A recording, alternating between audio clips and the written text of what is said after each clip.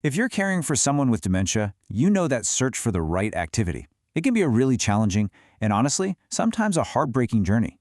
But what if the goal isn't to find the perfect activity at all?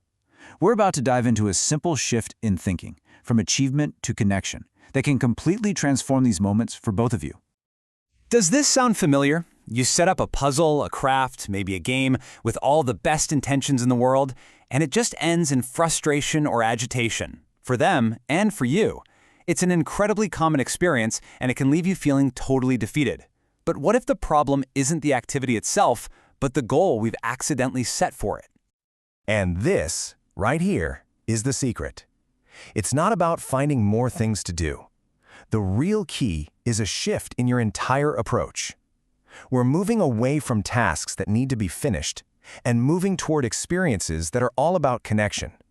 This is how we create no-fail activities. So what does this actually mean, to focus on connection over achievement? Well, it means letting go of all that pressure to get something right. Instead, we just embrace the simple act of sharing a moment together.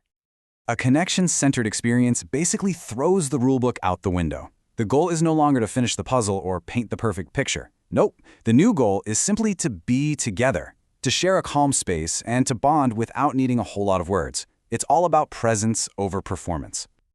Okay, so why is this shift so powerful? Why does it work so well? It's because it's built on a few core principles that play to the person's strengths.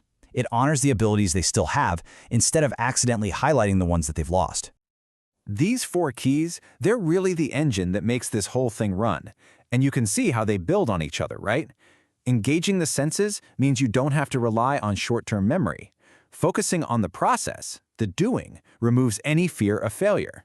Tapping into muscle memory uses those old familiar motions that just feel natural.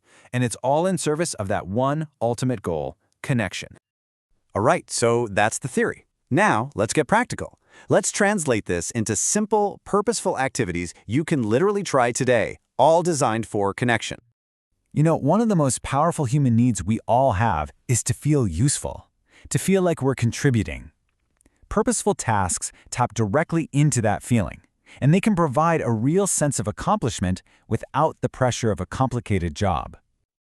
Let's take something as simple as folding laundry. It's a repetitive task that often draws on that deep muscle memory, and the feeling of warm, soft towels, that can be incredibly soothing. This is a perfect example of process, not outcome. Who cares if the folds are perfect? It doesn't matter one bit. What matters is the quiet, shared time you spend together doing it. And here is a fantastic pro tip to make this so easy. Don't wait until actual laundry day. Have a dedicated basket of clean washcloths just sitting ready to go.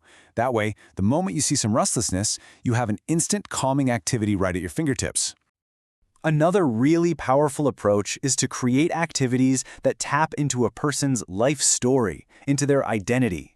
Now, this isn't about quizzing them on the past, not at all. It's about giving them tangible links to who they've always been. The memory box is just a wonderful tool for this. So, for a former office worker, imagine a box with some paper clips, notepads, maybe even some junk mail to sort. It can spark that sense of familiar purpose. Or for someone who loved to cook, a box with measuring spoons and a whisk can feel so comforting in their hands. It's like a sensory exploration of their own history. And a great way to keep that box interesting is to just keep it a little fresh, without making it stressful. Just swapping out a few items every couple of days can spark new curiosity and keep the whole experience engaging over time. Now, let's be realistic. Not every activity is going to work every single time, and that's okay. The key isn't to find the one perfect activity. It's to become a flexible and observant guide who knows how to pivot when you need to. So think of this as your quick start guide to pivoting. If you start seeing signs of agitation, don't force it. Just gently guide them to something more calming, maybe put on an old favorite song. If they seem unresponsive or withdrawn, try engaging a different sense. Maybe the smell of lavender or the feel of a really soft blanket is what's needed in that moment. And this might be the most important point of all. Your participation matters more than anything else. Folding towels alongside them, sorting through that memory box with them. Your calm, engaged presence is the magic ingredient. That is what creates the connection. This really makes us ask, what does success even look like here? We have to throw out the old ruler. Forget the idea that an activity has to last for an hour to be worthwhile. Success might just be 5 minutes. Seriously, 5 minutes of calm, positive engagement is a huge win. And this brings us to a whole new definition of success, the 5-minute victory. It's all about letting go of those old expectations and celebrating the small, meaningful wins. If you share just 5 minutes of a calm, positive connection, that, right there, is a massive victory for the day. This really says it all, doesn't it? The goal isn't the folded towel, or the sorted buttons, or the finished puzzle. The real goal, the true victory, is that quiet moment of connection, that shared feeling of peace and purpose, even if it only lasts for a few minutes. So, I'll leave you with this question. This isn't about planning a whole day packed with activities. It's about finding one small opportunity for connection. Maybe it's listening to one song together. Maybe it's folding one towel. What small moment of connection can you create today?